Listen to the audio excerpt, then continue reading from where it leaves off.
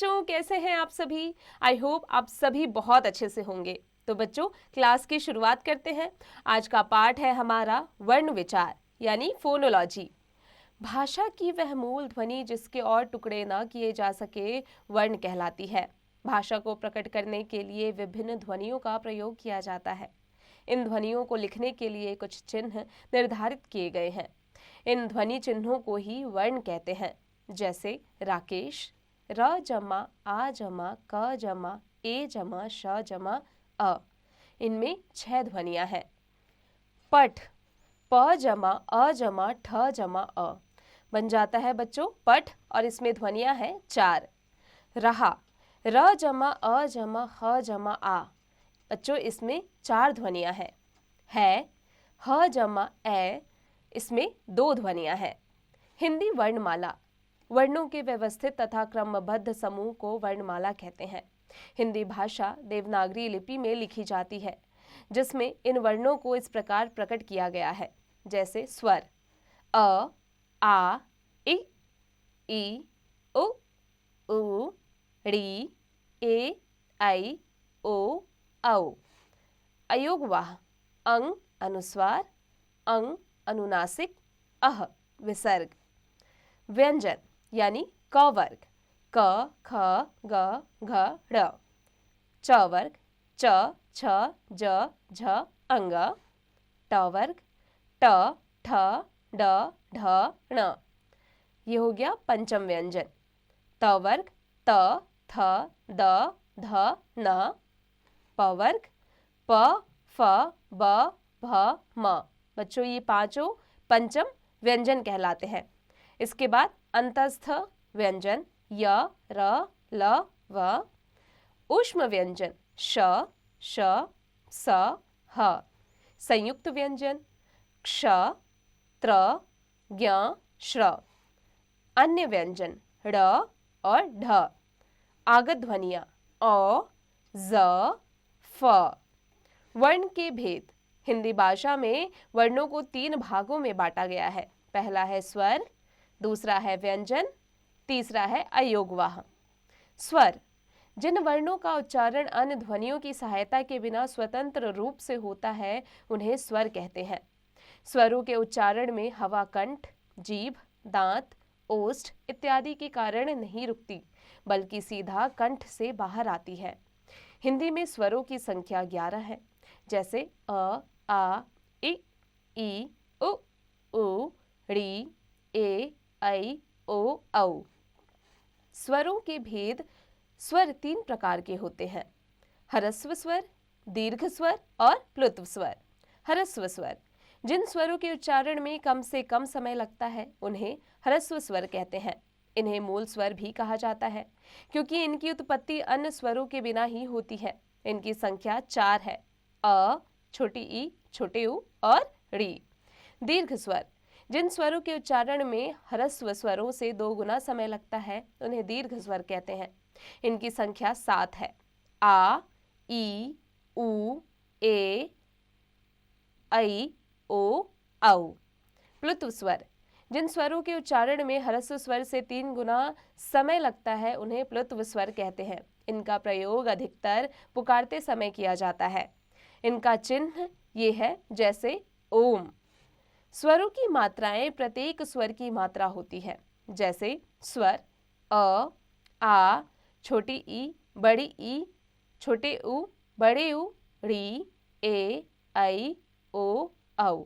मात्रा, बच्चों यहाँ पर इनकी मात्राएं दी गई हुई हैं। अयोगवाह का अर्थ है अ के योग से अर्थ का वर्णन करने वाला वर्ण।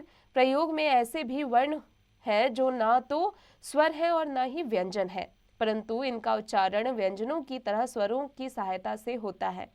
अंतर केवल इतना ही है कि व्यंजनों में उच्चारण के बाद स्वर आता है, जबकि अयोगवाह में उच्चारण के पूर्व स्वर आता है। हिंदी वर्णमाला में स्वरों तथा व्यंजनों के अतिरिक्त 3 अन्य ध्वनियां अधोलिखित हैं: अंग अनुस्वार, अह विसर्ग और अंग अनुनासिक। ये तीनों ध्वनियां ना तो स्वर कहलाती है और ना ही व्यंजन। मुख्य कारण यह है कि इनका उच्चारण करते समय स्वरों की सहायता लेनी पड़ती है। अतः स्वतंत्र रूप से इनका उच्चारण न किया जा सकने के कारण इन्हें स्वर नहीं कहा जा सकता। व्यंजनों में स्वर अंत में जुड़ते हैं, लेकिन इनमें शुरू में जुड़े हैं, इसलिए इन्हें व्यंजन भी कहा जा सकता है। अनुस्वार, जिन वर्णों का उच्चारण करने में हवा केवल नाक से निकलती है उन्हें अनुस्वार कहते हैं। यह अपने प्रथम वर्ण पर बिंदी रूप में आता है। अनुनासिक, जिन वर्णों का उच्चारण करने में हवा नाक और मुख दोनों से निकलती है उसे अनुनासिक कहते हैं। इन ध्वनियों के लिए चंद्रबिंदु प्रयुक्त होता है। ये ध्वनियां अनुस्वार की अपेक्षा कोमल होती है, जैसे आंखें, मुंह इत्यादि। विसर्ग, इनका प्रयोग अधिकतर तत्सम शब्दों में होता है। इनका उच्चारण ह की तरह होता है, जैसे अतः, प्रातः, काल, पुनः इत्यादि। व्यंजन, जिन वर्णों का उच्चारण स्वरों की सहायता के बिना नहीं किया जा सकता उन्हें व्यंजन कहते हैं। व्यंजनों का उच्चारण करते समय हवा दांत, जीभ, कंठ, होंठ, तालु आदि से टकराकर बाहर निकलती है। हिंदी में व्यंजनों की संख्या 33 है। व्यंजनों के भेद, व्यंजन 3 प्रकार के होते हैं।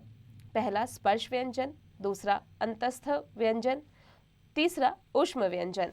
स्पर्श व्यंजन, जब व्यंजनों का उच्चारण करते हुए वायु जिह्वा द्वारा मुख के अलग अलग उच्चारण स्थानों यानी कंठ, तालु, मूर्धा, दंत, ओष्ठ को स्पर्श करती हुई बाहर निकलती है, उन्हें स्पर्श व्यंजन कहते हैं। क से म तक सभी स्पर्श व्यंजन हैं। इन्हें 5 वर्गों में विभाजित किया जा सकता है। क वर्ग, क, ख, ग, घ, ड़। च वर्ग, च, छ, ज, झ, ङ। ट वर्ग, ट, ठ, ड, ढ, ण। त वर्ग, त, थ, द, ध, न। प वर्ग, प, फ, ब, भ, म। अंतस्थ व्यंजन, जिन व्यंजनों के उच्चारण में श्वास की गति अंतः होती है तथा जो स्वर और व्यंजनों के मध्य स्थित होते हैं उन्हें अंतःस्थ व्यंजन कहते हैं। इनकी संख्या 4 है, य, र, ल, व। ऊष्म व्यंजन, ऊष्म का अर्थ है गर्म। जो व्यंजन उच्चारण के समय मुख से गर्म श्वास के साथ निकलते हैं उन्हें ऊष्म व्यंजन कहते हैं। इनकी संख्या भी 4 है, श, श, स, ह। संयुक्त व्यंजन, 2 या 2 से अधिक व्यंजनों के परस्पर संयोग से बने अक्षर को संयुक्त व्यंजन कहते हैं। इनकी संख्या 4 है, क्ष, त्र, ज्ञ, श्र। व्यंजनों का उच्चारण मुख के विभिन्न भागों से किया जाता है, जैसे उच्चारण स्थानों के आधार पर। क्रम, वर्ण है अ, आ, ओ, क वर्ग, क, ख, ग, घ, ड़, अह। छोटी ई, बड़ी ई, च वर्ग, च, छ, ज, झ, अंग, य और श। ड़ी, ट वर्ग, ट, ठ, ड, ढ, ण, र, श, त, थ, द, ध, न, ल, स। छोटी उ, बड़ी उ, प वर्ग, प, फ, ब, भ, म, ड़, अंग, ण, न, म, अंग। उच्चारण स्थान है इसका कंठ, तालु, मूर्धा, दंत, ओष्ठ और नासिका। उच्चारण स्थान की दृष्टि से वर्णों का नाम कंठ, तालव्य, मूर्धन्य, दंत, ओष्ठ, नासिक्य। इसी प्रकार ए, ऐ, कंठ तालु, कंठ तालव्य, ओ, औ, कंठोष्ठ, कंठोष्ठ्य, व, फ, दंतोष्ठ, दंतोष्ठ्य। उच्चारण के आधार पर व्यंजनों के 2 भेद होते हैं, अल्पप्राण और महाप्राण। अल्पप्राण, जिन व्यंजनों का उच्चारण करते समय श्वास वायु की मात्रा कम निकलती है उन्हें अल्पप्राण कहते हैं। प्रत्येक वर्ग का पहला, तीसरा, 5वां वर्ण और य, र, ल, व अल्पप्राण कहलाते हैं। महाप्राण, जिन व्यंजनों का उच्चारण करते समय श्वास वायु की मात्रा अधिक निकलती है उन्हें महाप्राण कहते हैं। प्रत्येक वर्ग का दूसरा, चौथा वर्ण और श, श, स, ह महाप्राण कहलाते हैं। वर्ण विच्छेद, विच्छेद का अर्थ है अलग अलग करना, अर्थात किसी भी शब्द में प्रयुक्त वर्णों को अलग करके लिखना वर्ण विच्छेद कहलाता है। वर्ण विच्छेद करते समय स्मरण योग्य बातें, सभी व्यंजनों में अ की ध्वनि निहित होती है। यदि स्वर रहित हो तो उसके नीचे एक तिरछी रेखा खींच दी जाती है जिसे हलंत कहते हैं। नीचे वर्ण विच्छेद के कुछ उदाहरण दिए जा रहे हैं, इन्हें पढ़ो। एवं समझो। जैसे थर्मस, थ जमा अ जमा र जमा अ जमा म जमा अ जमा स जमा अ। किताब, क जमा ई जमा त जमा आ जमा प जमा अ। पुनः प जमा उ जमा न जमा अह। कृपालु, क जमा री जमा प जमा आ जमा ल जमा छोटी ऊ। कोयल, क जमा ओ जमा य जमा अ जमा ल जमा अ। अब आते हैं इसके अध्याय संक्षेप यानी लेट्स समराइज पर। शब्द के एक एक वर्ण को अलग अलग करके लिखना वर्ण विच्छेद कहलाता है। वर्ण के दो भेद हैं, स्वर और व्यंजन। व्यंजन के उच्चारण में स्वर की सहायता लेनी पड़ती है। वर्णों के क्रमबद्ध समूह को वर्णमाला कहते हैं। तो बच्चों अब आ जाते हैं इसके अभ्यास कार्य पर। बच्चों उम्मीद है आज की कक्षा में हमने जो भी पढ़ा आपको अच्छे से समझ में आ गया होगा। अब इसका अभ्यास कार्य आप स्वयं कीजिएगा।